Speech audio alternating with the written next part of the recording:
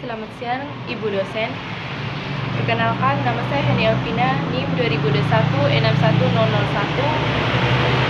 Di sini saya akan memaparkan sedikit mengenai cara pembelajaran dan cara saya mengajarkan materi sejarah sastra setelah saya menjadi guru.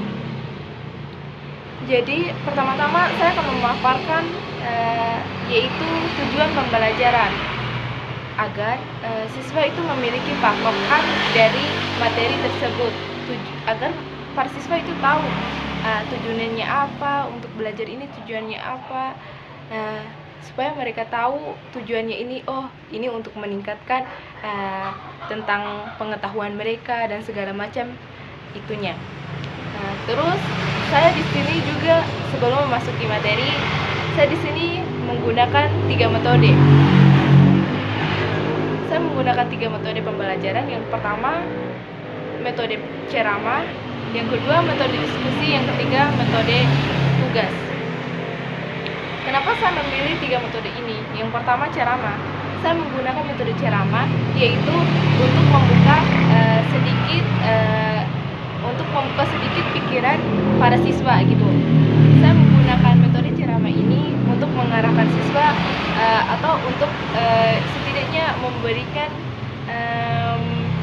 sedikit refleksi untuk otaknya para murid gitu. Saya memberikan seperti pemanasan kepada para murid, memberikan pengarahan sedikit-sedikit, lalu saya masuk ke materi. Lalu saya menggunakan metode yang kedua, yaitu metode diskusi. Kenapa saya menggunakan metode diskusi ini?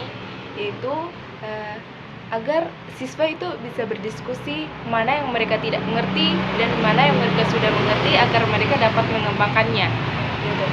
Dan saya menggunakan metode ketiga, itu metode tugas pembelajaran. Kenapa saya menggunakan metode itu?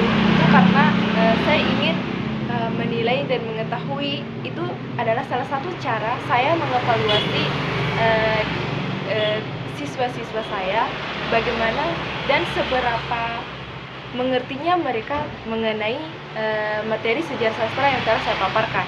Lalu kita masuk ke sedikit pengantar sejarah sastra.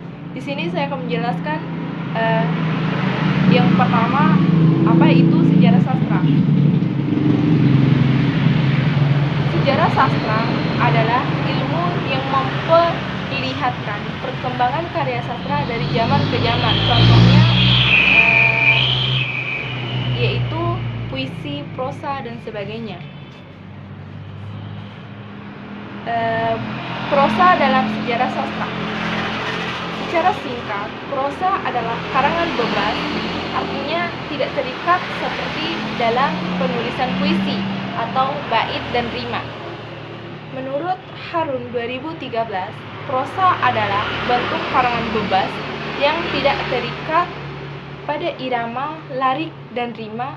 Selain itu, prosa juga tidak terikat pada jumlah larik dalam sebuah bait, jumlah suku kata dalam satu larik, dan tidak terikat pada persajakannya. Dan selanjutnya di sini saya akan menjelaskan sedikit aliran sastra yang merupakan haluan yang ditempuh seseorang sastrawan dalam menguraikan karangan. Terdapat 3 jenis aliran. Yang pertama, aliran idealisme.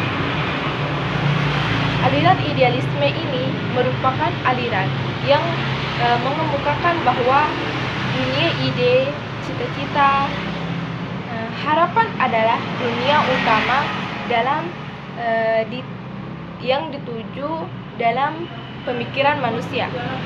Beberapa jenis aliran idealisme yaitu romantisme, ekspresionisme, mistisisme, surrealisme, dan simbolisme. Yang kedua yaitu metabolisme. Aliran metabolisme berkeyakinan bahwa segala sesuatu yang bersifat kenyataan dapat diselidiki dengan akal manusia.